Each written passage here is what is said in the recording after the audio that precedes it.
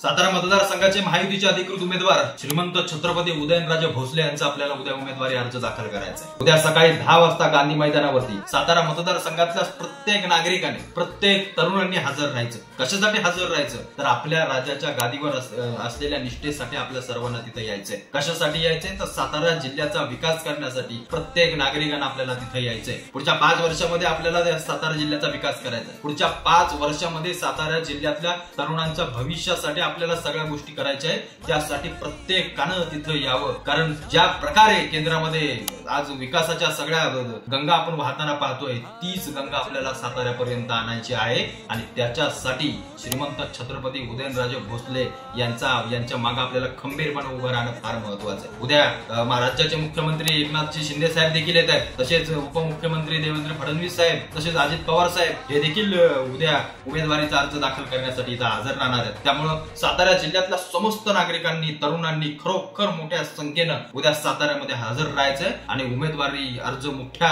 बहुसंख्येनं दाखल करून श्रीमंत छत्रपती उदयनराजे भोसले यांना एक आपली ताकद त्यांच्या मागे उभी करायची आहे आणि पुढच्या 5 वर्षामध्ये आपल्याला सातारा जिल्ह्याचा चेहरा मोहरा बदलायचा आहे, तो एक निश्चय करायचा आहे। म्हणून सर्वांनी उद्या सकाळी 10 वाजता गांधी मैदानावरती हजर राहा।